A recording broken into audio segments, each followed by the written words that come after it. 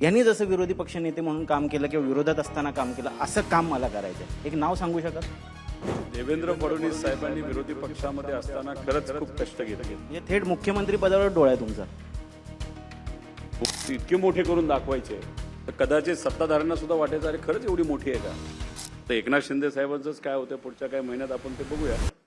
असा विचार असं वाटतोय की विरोधी पक्षात आता काम करत असताना रोहित पवार सत्ताधारी बाकांवरती जे बसलेले आहेत तेही कधीतरी विरोधी बाकावरती बसलेले होते.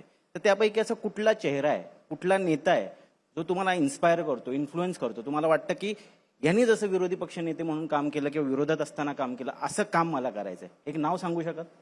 देवेंद्र फडणवीस साहेबांनी विरोधी पक्षामध्ये असताना खरंच खूप कष्ट घेतले. त्यावेळेस खडसे साहेब, मुनगंटीवार साहेब हे सुद्धा नेते होतेच, ते नव्हते असं नाही. म्हणजे थेट मुख्यमंत्री पदावर डोळा आहे तुमचा. मुख्यमंत्री तुम्ही विचारलं नेत्याबद्दल, मी नेत्याबद्दल सांगतोय. आता मुख्यमंत्री साहेबच त्यावेळेस जर तिथं लढा लढत होते म्हणजे एखादी छोटीशी गोष्ट सुद्धा जर काँग्रेस आणि राष्ट्रवादीच्या सरकारची असेल ती इतके मोठे करून दाखवायचे तर कदाचित सत्ताधाऱ्यांना सुद्धा वाटायचं अरे खरंच एवढी मोठी आहे का.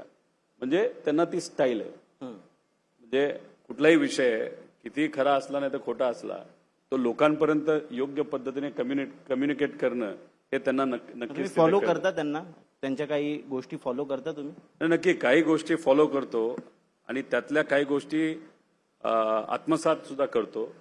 पण बहुतांश गोष्टी अशा पद्धतीने बाजूला ठेवतो की ह्या गोष्टी आपल्याकडनं झाल्या नाही पाहिजे. उदाहरणार्थ कुठली गोष्ट घडली नाही पाहिजे असं वाटतं आपल्याला? मला एवढंच वाटतं की जे आपण बोलतो ते केलं पाहिजे. ते करत नाही असं म्हणणं तुमचं? नाही, ते बोलतात पण वकील असल्यामुळे तुम्हाला माहिती आहे वकिलांची स्टाईल काय असते.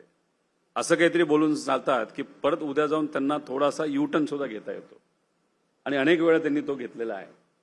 म्हणजे आता ही कर्जमाफीच्या बाबतीत सुद्धा आपण जर बघितलं तर इतक्या अटी टाकल्यात त्या काढाव्यात अशी विनंती केली. ठीक आहे, आज बैठक झाली, त्यातून काही निष्पन्न होईल नाही होईल आता पुढच्या बैठकीत आपण बघू.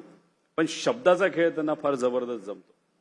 आता त्यावेळेस त्यांना जमलं, ते त्या खुर्चीवर जाऊन बसले, ती खुर्ची काय त्यांच्याकडनं अजून सुटेना आणि त्यांचा पक्ष आता स्ट्रॉंग झालेला आहे. आता एकनाथ शिंदे साहेबांचंच काय होतं पुढच्या काही महिन्यात आपण ते बघूया.